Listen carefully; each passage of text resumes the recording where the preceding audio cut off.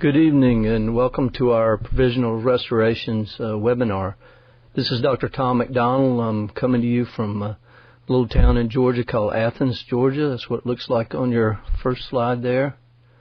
Athens, Georgia is kind of a neat place to live. It's known for a number of things.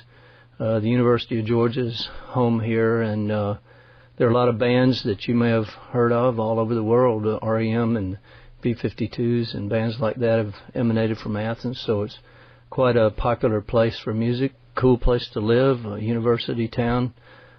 I have been practicing in Athens, Georgia for 27 years. This is my 29th year in practice, and there's some pictures of my office, and I've been in this same office for 27 years. I've been blessed with a great staff, a very experienced staff, but I'm the only dentist in the office, so I'm a solo practitioner. I also spend a good bit of time lecturing around the country, but I also spend time teaching at the only dental school in the state of Georgia, Georgia Health Sciences University.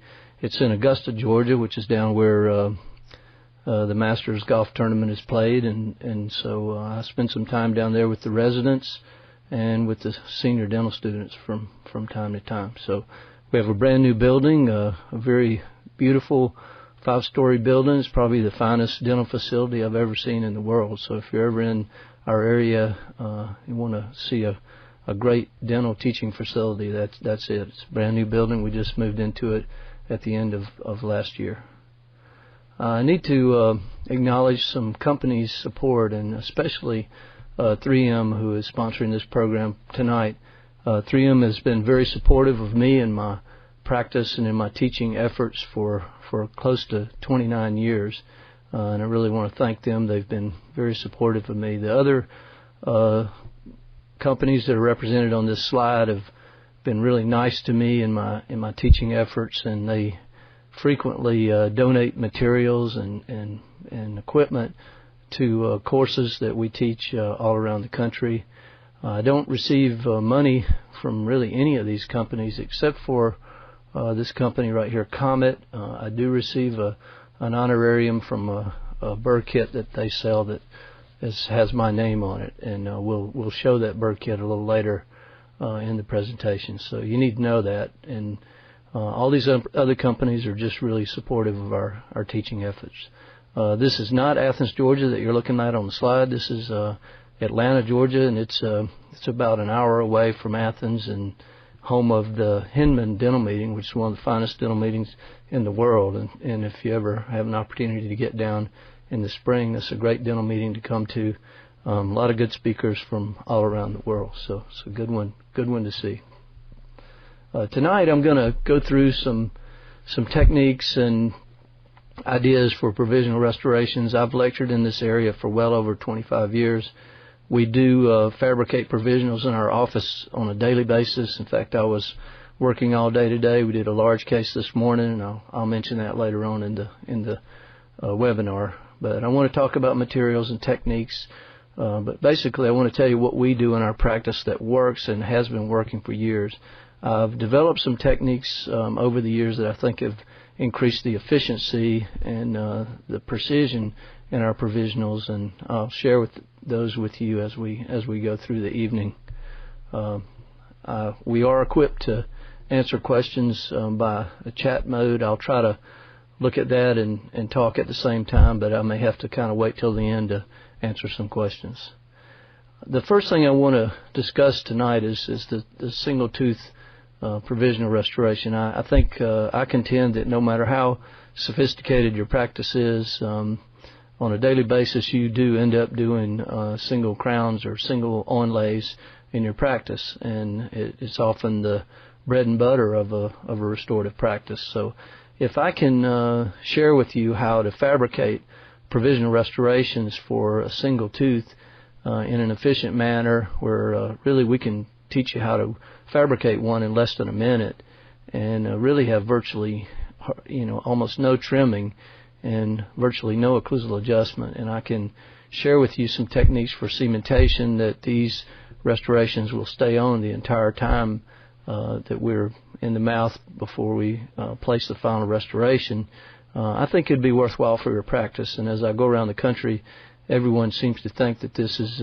something that's helpful for their practice and is something that you could go in tomorrow and use. So that's the first thing we're going to talk about from a technique standpoint tonight, is how to fabricate a single provisional restoration in a very efficient manner in your practice, and have something that's precise and holds up for the period of time that you need it to hold up before your final restoration. Also want to talk about the more sophisticated things we do, the larger bridges, veneers, bonded restorations, multiple teeth that we do. You'll see that we have two different techniques, one for single teeth and one for multiple provisionals, and we'll share with those with you as we go through the evening. Now, if we're going to decide that we're going to make a provisional restoration, except for one very limited situation, we're not going to take something out of a box and place it on the tooth and make a provisional restoration from it. We're going to copy something, and in order to copy something, we're going to have a matrix, not this kind of matrix on the screen, but we're going to have a matrix. So over the years, we've used a number of different materials for matrices, and you can get as sophisticated as you want, but the more sophisticated you get, the more cost you end up adding to the total procedure. So I think I'll share with you what we're doing, and as we move along, I'll tell you why we do these in our practice. Over the years, we've used different kinds of materials for matrices. The vacuform matrix, you must have a model. You can't make a vacuform over a diagnostic wax-up. There are a lot of limitations to that. We used to use wax, impression materials, alginate, and all of these things are absolutely adequate and can be very precise for a provisional restoration, but we really aren't using any of these things anymore for our provisionals. And I'll share with you that nowadays for our single tooth direct application in the mouth, we're using the thermoplastic materials, and for our larger restorations where we're making multiple teeth also directly in the mouth, we're using the silicone putty materials. Many of you probably have tried the thermoplastic materials and it didn't seem to work for you. I'm going to share with you the technique for using these, and I think if you try it, you'll discover that you won't use anything else for a single tooth. The thermoplastic matrix material that we're using is it's called a Matrix Buttons. Comes from Advantage Dental Products. It's a really small company. These things are just little discs of plastic material that we heat up in water and form. And I'll go through this technique precisely as the way we use these buttons. As far as silicone putty materials, you've got them made by almost any company on the market. Over the years, we used the Siltec laboratory putty. That material is great for use in the laboratory. You really should not fabricate one of those directly in the mouth. It's not really made for being used directly in the mouth. The Genie putty seems to have the best combination of physical properties. We like the handling characteristics of it. It seems to be the right consistency for precise fabrication, but also to be able to remove the provisionals from it once they're fabricated, not without breaking them. So I really like the handling characteristics of the Genie putty, and that's basically what we're using most of the time. The 3M Express putty is excellent. It's very accurate, but it can be a little stiff for some applications. So it tends to be a little bit stiff, but it's a really accurate putty. A lot of people already have that in their office, so there's no need to not use it for our purposes for what we're doing tonight. We'll talk a little bit about materials. Materials have evolved, especially through the time of my practice life. We've gone through a number of different materials over my time frame, and I'm not quick to change materials. If something's working, I'm not quick to jump on something new. So I'll share with you my evolution and tell you why we're using what we're using now. The requirements that I have for provisional materials is the main thing is that the tooth cannot move during the time of the provisionals in place. If the tooth moves, then the final crown is not going to fit. We're going to have adjustment, and then you know the old story is that we're going to blame it on the lab. And oftentimes it's most of the time, and almost all the time, it's not the lab's fault. It's the tooth moved during the provisional stage and allowed for the final crown not to fit. So it has to maintain the precision of the tooth, and really, very importantly, it must withstand occlusal wear. If we get wear during the provisional stage, the final crown is going to be high in occlusion. We're going to have a lot of adjustment. It makes us look not so good in front of the patient. So most of the materials I'll talk about tonight, all of the materials I'll talk about tonight will do both of these things. Now, color stability is a very desirable characteristics in our aesthetic dentistry.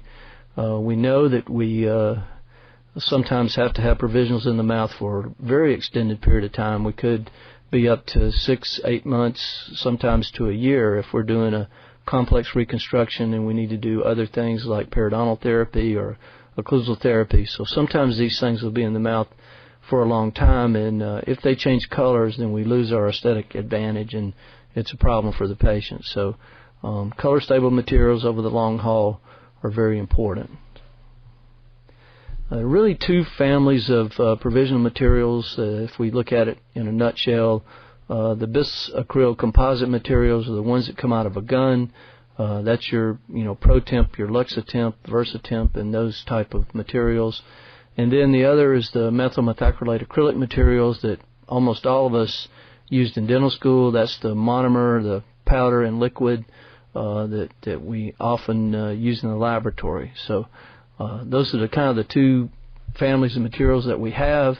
If we look at the advantages of those different kind of materials, the bis-acryl composite materials are super convenient. They come out of a gun. They're incredibly dimensionally stable. We can pull them out of the mouth and let them set on their own. They don't shrink appreciably, so they're very dimensionally stable, and we can use them for a lot of different applications, inlay-onlay or single crown or bridge, whatever. The methyl methacrylate materials are very strong. They hold up well, color stable over a long period of time, and we can usually achieve better aesthetics with the methyl methacrylate materials because we can blend incisal translucency and things like that in those materials. As far as the disadvantages go, the composite materials are going to cost more. Initially, there were concerns with strength with these materials, but I don't think that's an issue anymore. And the air-inhibited layer, the surface characteristics of it when it first set, were very uncomfortable. And in fact, that put me off from using these materials for a long period of time. Now I think we've conquered that, and it's not an issue anymore. Methyl methacrylate materials, they always heat up, and we do get shrinkage. At this point in my career, I am not recommending the use of these materials in the mouth anymore. If you're going to use a methyl methacrylate material for strength or for aesthetics, I would make it in the laboratory on a model and not directly in the mouth. There are a few families of materials out there from different companies. Ivoclar has a really good set of materials called Systemp. By far the best inlay-onlay material on the market. It's a light-cured composite material that never really fully sets. Has a desensitizer you place on the tooth, and then you put this material in there and light cure it. When you get ready to remove it, you can just stick an Explorer in it and remove it. Very good material. We use this in our practice for an inlay or short-term type of situations. Really good material, and they have also this bis-acryl composite. They have a real good composite tinting system too. Sultan Chemist has a really good family of materials. They have Versatemp, which is a bis-acryl material, and they also have a methyl methacrylate acrylic. Probably on the market, this is probably the best true B1 shade on the market. It's kind of hard to find a true B1 shade, and you probably can get that with these two materials right here. So Sultan also makes that matrix material that we talked about earlier. Now, if you're going to use a methyl methacrylate resin, probably the best one out there is this Zeta resin made by Vita or Vident, and it has every shade on the Vita shade guide, and it has enamel shades and dentin shades, so quite a good material to use there. This is a material that 3M makes, ProTemp Plus. It's the current version of ProTemp. This is the material that I currently use, almost exclusively. It's proven to be a very versatile material in the practice, and we use it a lot. You can see from the study that was done in 2008, strength of these materials compared to other materials on the market. Clinically, I've seen this in my practice. This has proven to be a very strong material and it's held up well, and we use it for all applications in the practice. The air-inhibited layer, they've been working on decreasing the air-inhibited layer and working on making this a more comfortable material to work with, and you can see in this study the air-inhibited layer is greatly decreased from a subjective standpoint, and we've seen that in our practice as well. So in my practice, basically, at this point in time, I'm doing very few indirect provisionals. In fact, I can't remember, in the last 2 years we may have done 2 in an indirect fashion. It's very unusual that we make one in the lab. We're making everything directly in the mouth, and I'm basically using ProTemp for everything. And 3M didn't pay me to say that. It just has turned out to be the material that I like the best.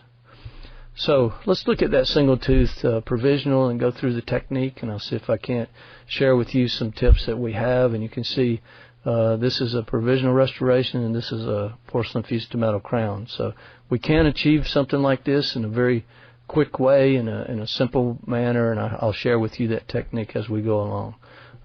We talked about the matrix buttons, so we're going to use this to fabricate a matrix.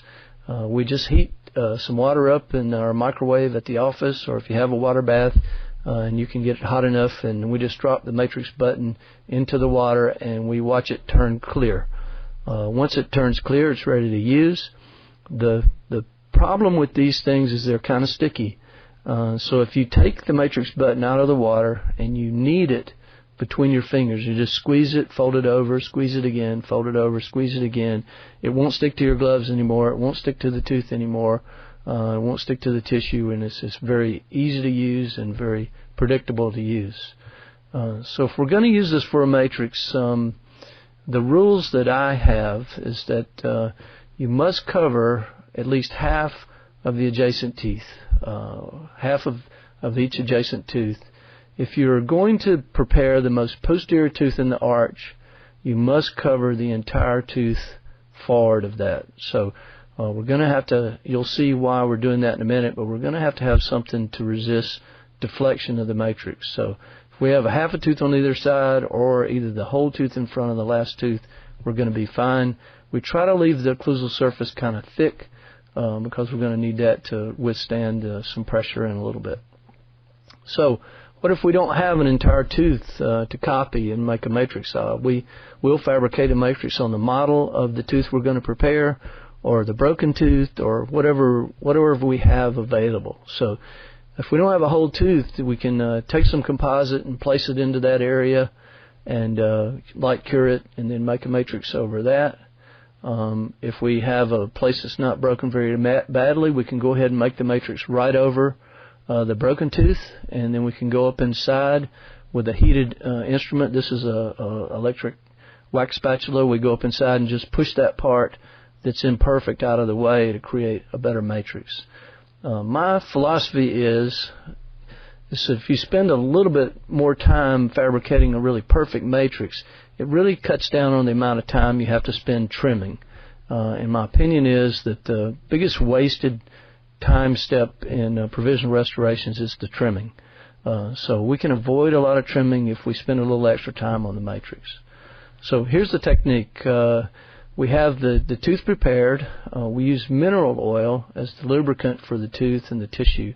So we lubricate the preparation, we lubricate the adjacent teeth and the tissue around the prepared tooth. We lubricate the inside of the matrix that we've fabricated. Then we move forward, we inject some ProTemp onto the bracket table, and then we inject a little bit of ProTemp into the interproximal spaces of the adjacent teeth. And what this does is this keeps us from getting voids in our final provisional here. this matrix fits so well that it'll snap down onto the tooth before we can get before the air can get out of the interproximal space. If we inject a little bit in there, we'll end up not getting any voids in the interproximal space. Then we fill the matrix in the area of the tooth, and if you touch the tip of the pro-temp tip to the top of the matrix as you're injecting, you won't get bubbles on the occlusal surface either. Then we place it into the mouth, and then we put a cotton roll over the quadrant and have the patient squeeze onto the cotton roll. It ends up staying in the mouth about 30 seconds or so. You can see this is an example. If we were preparing the most posterior tooth, then we put the cotton roll sideways over the tooth in front of the most posterior tooth. That way we can squeeze down, the patient can squeeze down on this and put a little pressure down onto the matrix. I think that this is what alleviates our occlusal problems in the final provisional. So once it's reached its initial set, which is about 30 seconds or so in the mouth, we take it out. We drop it into a little cup that has some alcohol and a couple of gauzes in there, and we just drop it in there. And this is our transport medium from the operatory to the laboratory. We try to do our trimming in the laboratory because we don't want to get dust all over the operatory. This is the kit that I talked about before from Comet. These burrs are designed for trimming the bisacryl composite materials. This is a very good disc for trimming here. When we're doing our trimming, it's not a bad thing to mark the margins. You can see and mark the proximal contact area. But the main thing we want to do when we're trimming is to orient the provisional so we're looking straight down onto the margins. And if we look straight down onto the margins and just remove the excess beyond the margins, we'll always have a margin there. When we get to the proximal contact area, we can slide the burr up and go right under the contact area and leave the contact. Now, we don't put a lot of occlusal anatomy into these things. The more anatomy you put into them, the more chance of things sticking to them. So we don't put a lot of anatomy in there. We do relieve the internal surface if there's anything that looks like it's going to prevent seeding. So we'll relieve the internal surface with this round burr if we need to. My experience has been the tighter the provisional is on the tooth, the more likely it is to come off. If we leave some room for cement, the provisional stays on better in the long haul. Now this is one that we placed in the mouth and tried it in, and that was the occlusal mark. So this had no occlusal adjustment necessary. All we had to do was polish it and go with the cementation.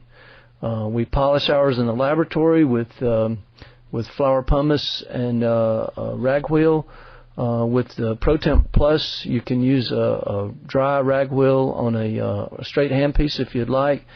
You're not going to get the same level of polish as you would with the pumice. This one's been polished with pumice, but you can actually polish these without ever going to the lathe in the lab with just a plain dry rag wheel. This material is made to have a surface texture that's really good. Here's the one that we made on the most posterior tooth, and you can see we covered the tooth in front of it with the matrix, and this is like a 7/8 crown, so this is the final provisional on that most posterior tooth. This is the one that we showed in the first picture after we came back to cement the final restoration. I took the provisional off the tooth and cemented it to the die and cut the die in half, and that was the kind of fit that we achieved through that matrix technique that I just showed you. So it can be very accurate, extremely accurate, just using that technique and paying attention to the trimming. Now, for cementation, for many years, we've used Duralon to cement our provisionals, and we've used a couple of coats of Copolite on the tooth so that the Duralon doesn't stick to the tooth, and I'm calling this 100% success for cementing provisionals. We never have a problem with these coming off. They are difficult to get off, but we never have a problem with this getting off. Somebody's asked if what's the temperature needed to soften the matrix button, and I really don't know. We just heat it up until it turns clear. And this is the Copolite we use in Duralon. Now, because of Copolite, a lot of people A lot of people are concerned about putting coprolite on the tooth if you're going to bond the final restoration, and my philosophy is if I'm going to bond the final restoration, then I'm going to air braid the tooth or clean the tooth in some way to make sure that there's nothing on there, including coprolite. So we don't worry about using coprolite because we're going to clean it off before we cement our final restoration anyway. There are some other materials on the market that are almost as good, about an 85% grade for this Temp Advantage made by GC. The same thing for this Voco material, Structure Premium. It's a very good material, but about an 85% success rate. The same way with this Zone material. Very good material, very easy to use, but you're going to have to count on about 1.5 out of 10 are going to come off. Now, one disadvantage to using Duraline is that it can show through. It's very opaque, and it will show through your anterior teeth. So if you're going to use a strong provisional cement for anterior provisionals, you may have to switch away from Duraline and use something like glass ionomer or a transparent resin cement or something along those lines. If you use cavity varnish, you can use any material you want for cementation, including any permanent or final cement. So I would encourage this. This is a really strong way to go. There are a couple of alternatives. Systemp has a completely clear resin cement. This is a dual cured resin cement. I put it in the 90% range. They stay on really well, but about 1 out of 10 will come loose, and we'll have an issue with that. Temp Bond has a clear version. It's a good cement. It has an antibacterial agent in it, so if we get some leakage, we get some antibacterial activity there. So this is a good cement. I still put it in the 80 to 85% range. Now, there is a material in the market, ProTemp Crown. This is a prefabricated crown that's made out of the ProTemp material. You actually can fit it to the tooth just like you would an ion crown. It's light cured, so you can seat it onto the tooth and kind of push it around, have the patient bite down on it, trim it, and tack cure it from either side, and then go ahead and take it off and finish curing it, place it back on the tooth, polish it, and cement it. This is a really quick thing to do. There's a fair amount of trimming involved because it's prefabricated and it's already made in a shape that you may or may not like. So I don't use them frequently, but the ProTemp Crown can be valuable when you have absolutely nothing to work with to start from. Now, provisionals can be modified. If we're making them with the ProTemp material, they can be modified with any composite. And the Filtech Supreme Ultra Flowable Composite is probably the best material to add to these. And if you've just made the provisional that day, you can add it straight to the provisional, light cured, and it's going to stick, and you'll hardly be able to tell where you've added. If you've had a provisional that's been in the mouth for a little while, you do need to modify it so that you can add to it. And one way to do that is to roughen up the area you're going to add to.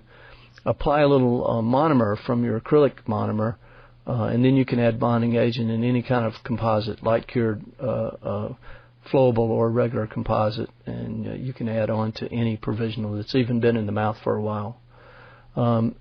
We don't like to reline, so if we need to add a margin, we try to add the margin from the outside. So even if one's been in the mouth for a while, we can air braid, we can add monomer and some bonding agent, we can add right to the outside of the provisional. If you add to the inside and try to reline it, you're always going to affect your occlusion. You're going to end up with some serious occlusal adjustment. Now, to remove these, if they're cemented with a really rigid cement, you may have challenges removing them, or if you have a tooth underneath that has a real large buildup and you're afraid of fracturing it, generally speaking, we'll use these Bacchus towel clamps to remove a provisional, and it works just fine most of the time. If we have a challenge, I don't have any problem with taking a number 2 round burr, cutting a little slot into the provisional, and then cracking it open and taking the provisional off after that. If for any reason we need to replace the provisional, we can always repair that slot with our composite that we talked about in the previous thing. So let's look at multiple teeth. If we're going to do Multiple tooth provisional, there are a lot of advantages and disadvantages to doing it directly in the mouth, but the main thing is that we must have a preoperative cast in order to use this technique that I'm going to describe.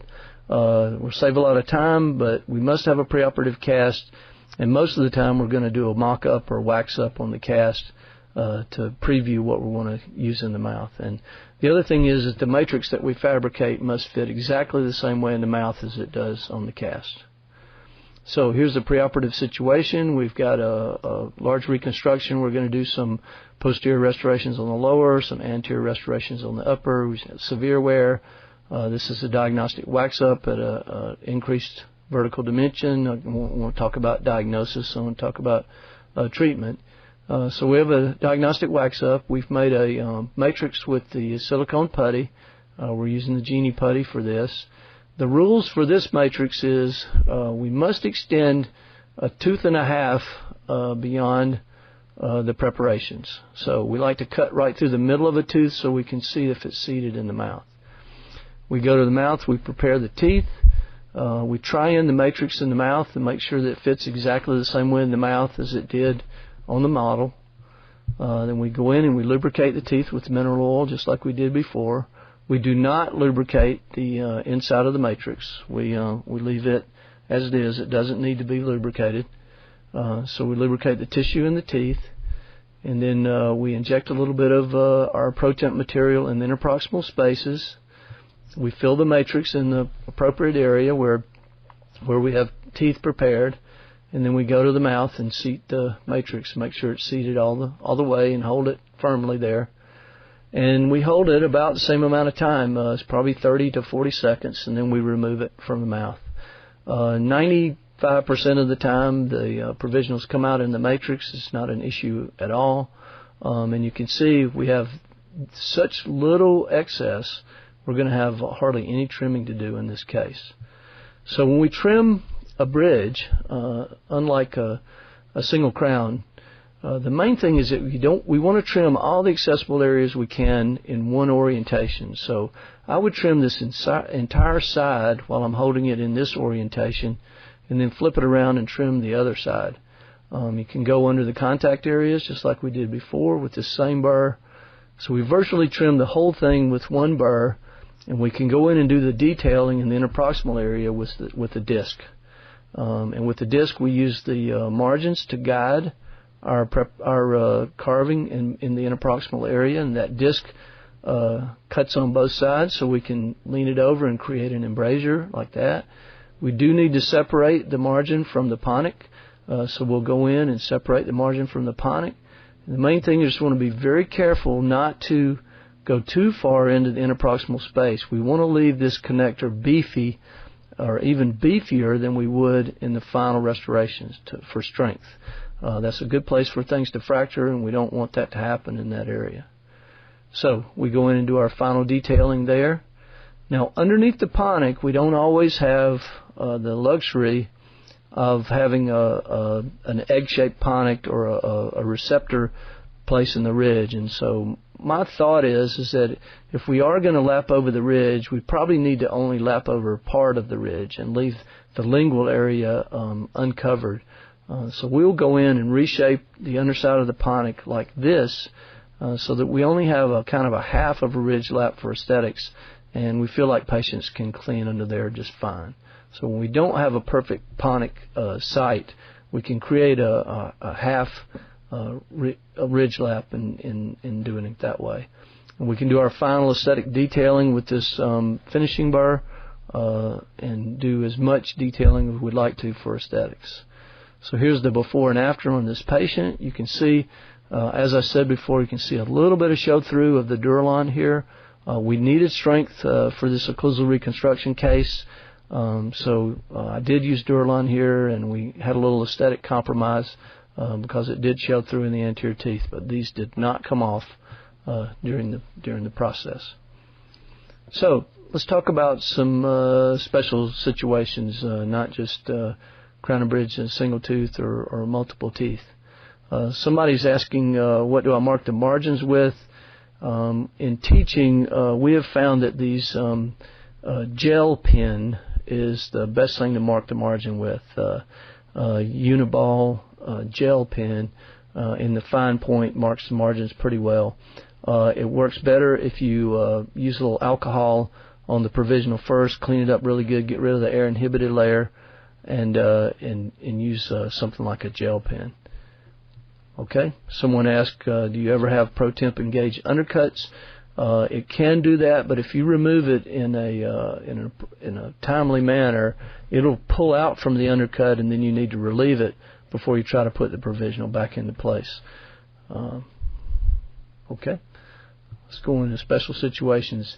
What if you have a number of teeth that exceeds the limit of having teeth on either end? And you can see I have a whole quadrant of preparations here, and we didn't have a tooth on the back as a matrix.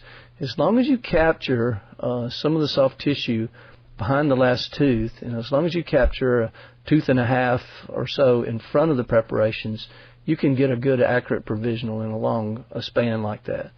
What if you're going to do the entire arch? On this case, we're going to remove the 4 upper incisors. We're going to remove the premolars. So we're going to have a full arch bridge up here. And on the lower, we're going to remove the lower incisors. We're removing a couple of premolars down there. So we're going to have a virtual full arch reconstruction on the lower. On the upper, I always will, in a full arch case, I'll capture the whole palate to be our stop up there, to hold it to work well. On the lower, we try to capture the lingual aspect of the bone behind those teeth, and we always try to capture whatever we have distal to the preparation, so that we have a good stop on both ends. Okay, and so here's after on these cases, and you can see the marginal fit is really good, the aesthetics is good, and these are going to hold up well during the process. What if you don't have anything? And I apologize for the roadkill statement, but that's what we would call that down here in Georgia if somebody came in with a broken tooth. This guy, turns out, he's a high school principal. He tried to break up a fight, and he ended up in the fight. And he had a crown on this tooth and a crown on that tooth, and everything broke off. And he came in like this. I had no models. I'd never met the guy before. I had nothing to work with. And I said you had to have models before you did this technique. Well, in this case, we had nothing. If you have nothing, you can use wax and do a wax up right in the mouth. And one of the best waxes to use for this is this orthodontic tray wax by Horace Kulzer. You can just kind of adapt it with your fingers and do a little trimming, and you can end up with a decent wax up. Then you can make a matrix directly in the mouth over this, and then I did some preparations and made a provisional from that. So I had nothing to start with, and was able to come up with something at the end that worked out pretty well. Now, what if you have a huge reconstruction where you're doing a whole arch, and we try not to do this, but sometimes we have to prepare a whole arch at one time, and this is a case with the extensive acid erosion. You can see challenges with vertical dimensional occlusion and tooth shape and aesthetics. So we've gone in and done a full arch diagnostic wax up for the upper and the lower, and then we've already provisionalized the lower. But here's the technique that I would use for this if I have to repair this full arch in one visit. We have a full arch diagnostic wax up here. We make a matrix over the anterior part of the diagnostic wax up and onto the premolars. Okay, very importantly, once we have this matrix made, we can come in and remove the wax from the canines, and we can make an individual posterior matrix for either side. Now we have 3 matrices for this whole arch, and we're going to make this in segments. So I go in and I prepare the upper right teeth, posterior teeth. We're not going to prepare this tooth at this stage. And I go in and prepare the upper left posterior teeth here to completion. And then we use those 2 posterior matrices to make the posterior provisionals. So the posterior provisionals on this side, posterior provisionals on that side, and we go ahead and cement them. Then we prepare the anterior teeth, and we use that first matrix to fabricate the anterior provisionals. And you folks will just have to take my word for it.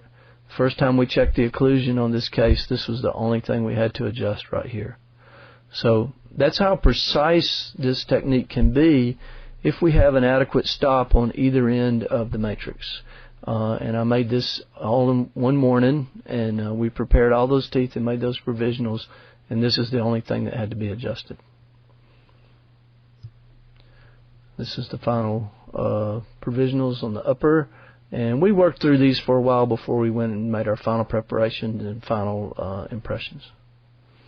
Okay, let's talk about bonded restorations. A real challenge in today's restorative dentistry is we're doing more and more adhesive dentistry, and we're doing more and more completely bonded restorations. So, meaning that our restorations don't have mechanical retention, so we're having difficulty maintaining the provisionals.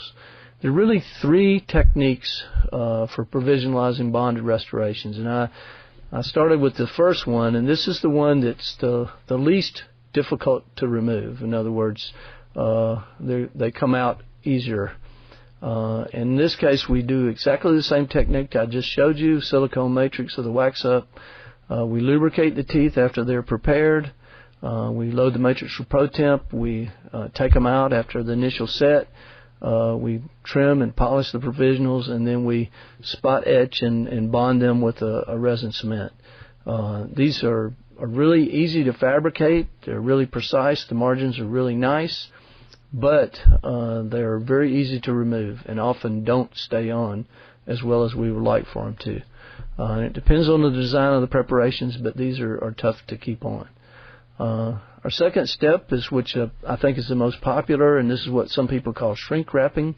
We would, after the preparations and the final impression, we spot etch each tooth. We just apply an enamel bonding agent to the entire tooth.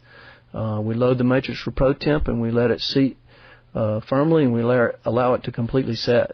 And then we have to finish and polish the provisionals right onto the teeth.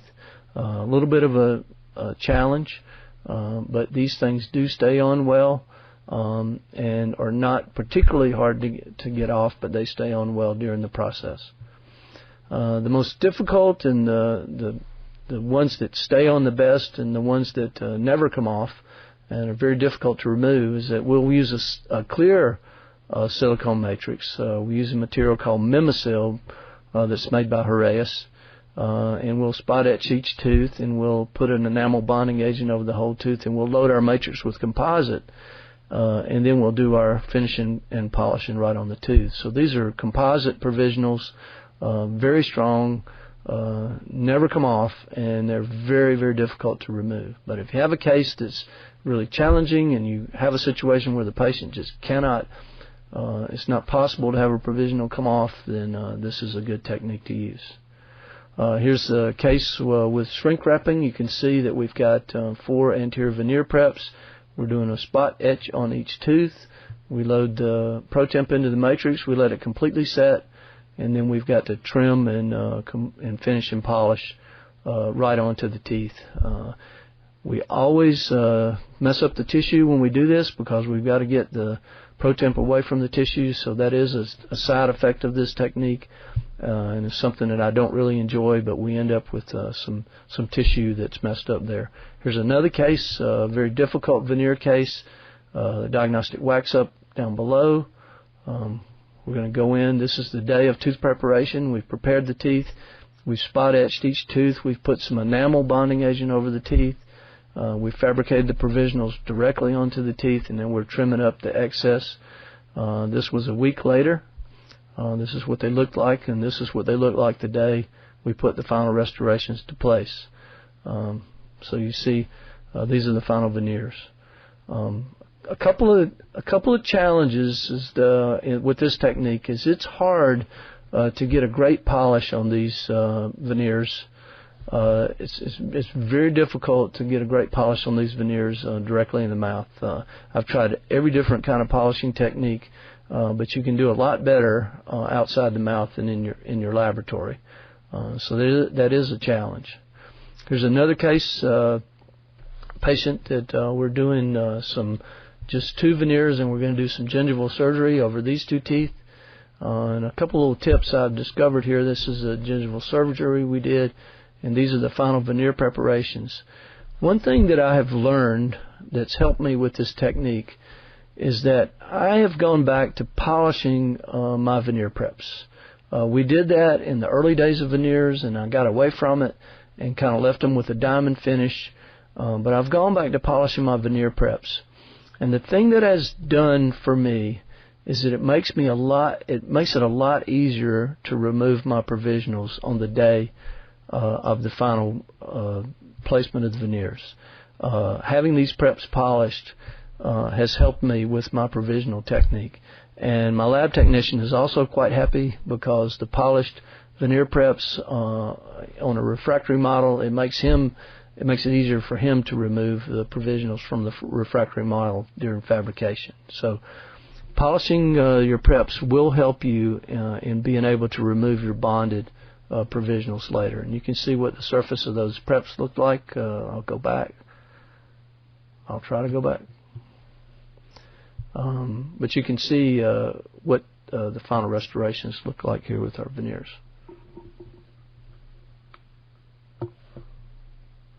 I have lost my advancing tool here.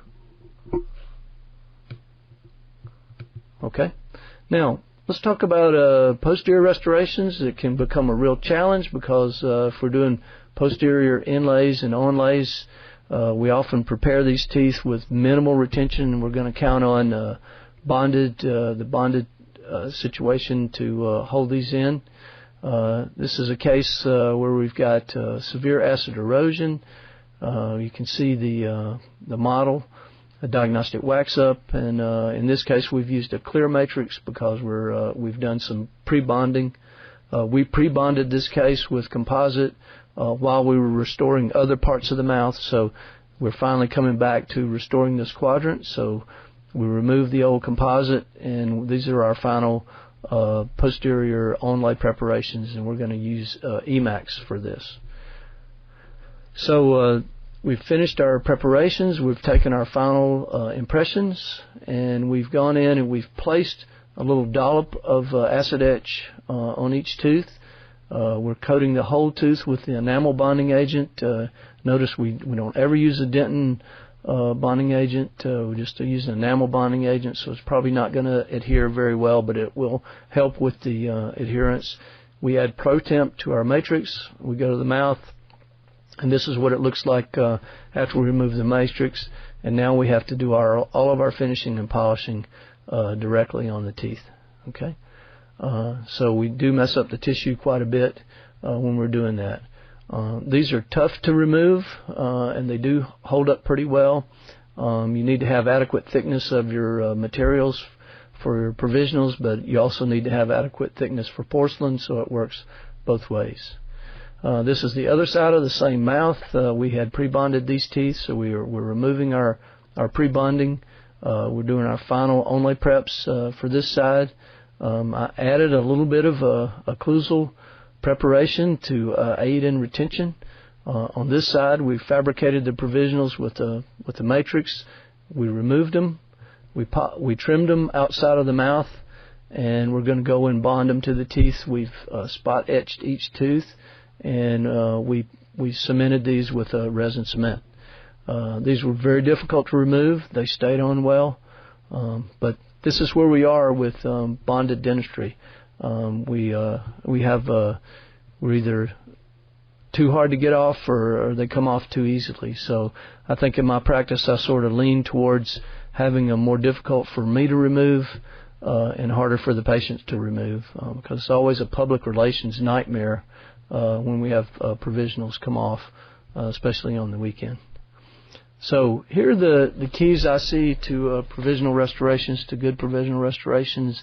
I think we make our matrix as perfectly as we can, or modify the matrix to make it perfect. The better the matrix is, the less trimming time we have in the end, and I think trimming time is also a huge time waster in your practice. There are a lot of variables there. We've got to get the matrix seated in the mouth, and with that single tooth technique, I think the pressure that we apply with the cotton roll and having the patient bite down, I think seats the matrix so well that we end up with minimal occlusal changes. I think that helps a lot. We trim them carefully, and then I like to use a rigid cement. That's my preference. I want them to stay in, and I don't want the patient to have them come out. There are a couple of articles that I've written. This one was in Dental Economics in 2009. It was a pull-out section called Contemporary Temporization. This is a technique that I've just outlined in this seminar. So that's July 2009, Dental Economics. In May 2010, this was an article in Dental Products Report that was on trimming and shaping, and this is the use of those burrs that we talked about earlier and the steps that we went through for those burrs. This is my family here.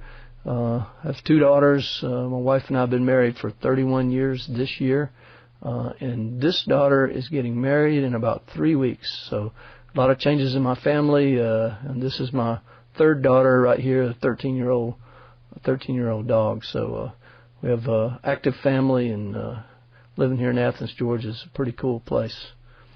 Let's see if I can answer some of these questions. This is my contact information here.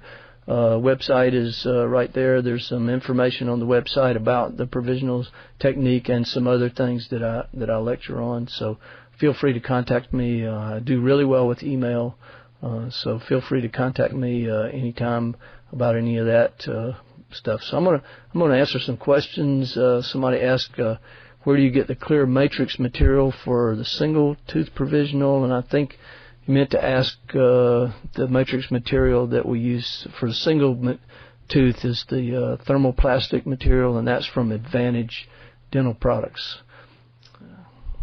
And let's see, why not use Duralon in the last example instead of bonding? I have not had any success using Duralon in a purely adhesive technique. It'll stick to the tooth, but it won't stick to the provisional. So Duralon works better if you have some mechanical retention to help you along. So I haven't had any success with just sticking it to the side of the tooth.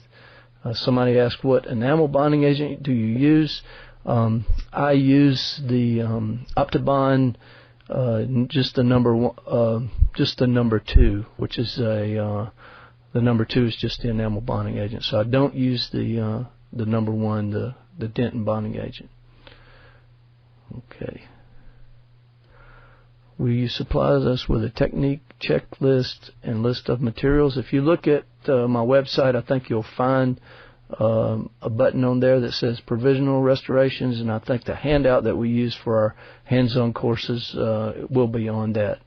So you won't have any problem going to my website and finding a list of materials and technique. Don't like to use vacuform for veneer. I think, in my opinion, the vacuform is not nearly as accurate as a putty matrix. So when I used to use the vacuform, I had a lot more trimming to do. Someone says sometimes the pro-temp crowns don't come out after I light cure, and am I curing too much? And I think that's probably accurate. What happens with the pro-temp crowns is that you'll get some pro-temp to flow under your contact area, and that's where you're getting them locked in every time. So if you'll only cure them for 2 to 4 seconds on the buccal and the lingual only, and make sure you're not curing them in the interproximal area, you'll still be able to get them out. So I do use, somebody asked about using the putty matrix on the model, and yes, we always use the putty matrix over the diagnostic wax up on the model. Okay.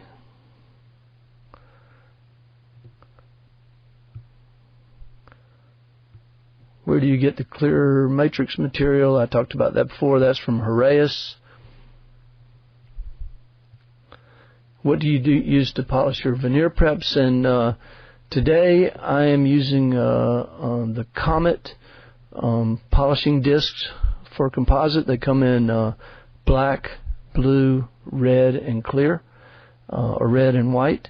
It is absolutely the best polishing discs that I've found. So I'm using the ones that are made by made by Comet.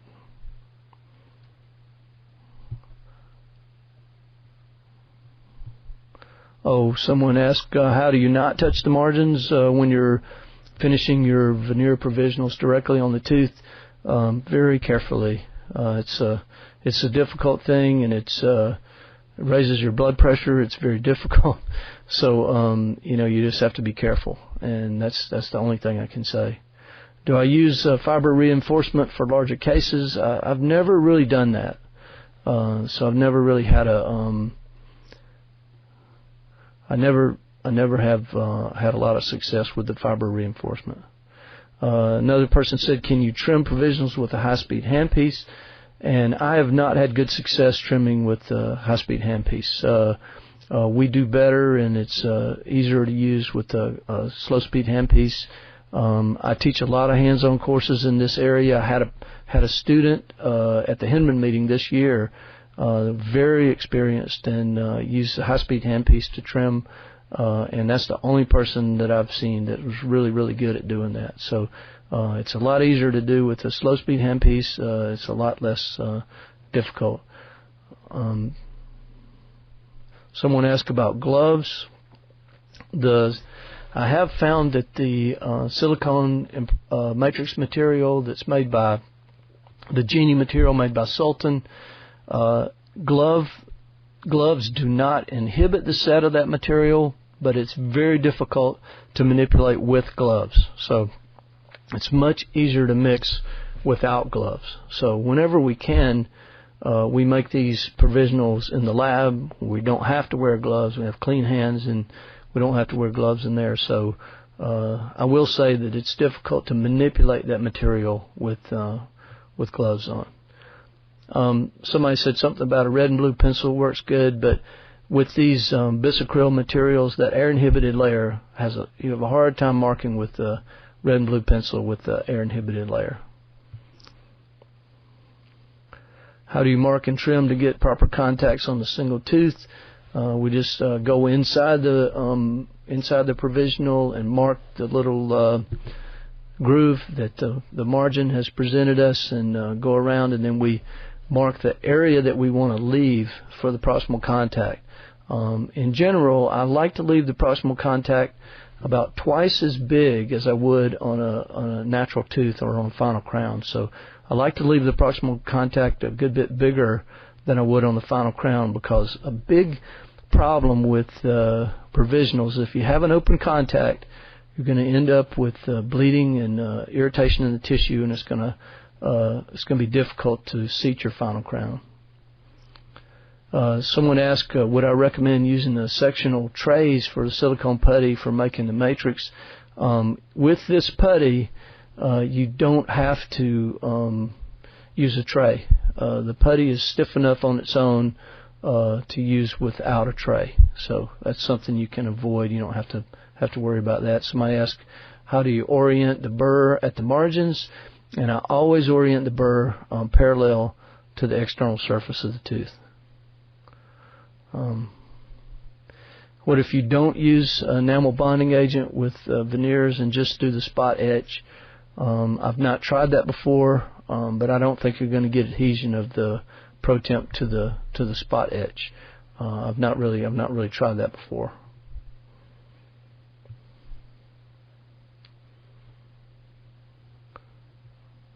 Okay, what about tissue retraction or the advent of bleeding? We've not had a problem with the Pro Temp material displacing fluid or blood, and so we hadn't had a problem over the years of the Pro Temp material being inhibited by blood or bleeding. Now, it will inhibit your impression material, but the provisional material doesn't seem to be a problem. Well, I appreciate everyone being here, being on here tonight. I appreciate your attention. There are people from all over the world, and I hope that my accent was not too much for you to understand my English. But I really enjoyed the audience. I had a great time, and I hope you received some information that will be helpful in your practice. Feel free to go to my website, or feel free to send me an email. We'd be happy to help you with anything in our practice. And if you're ever in the area, we'd love to see you This is our Provisional Restorations Workshop from 3M. Thank you for joining us. Good night.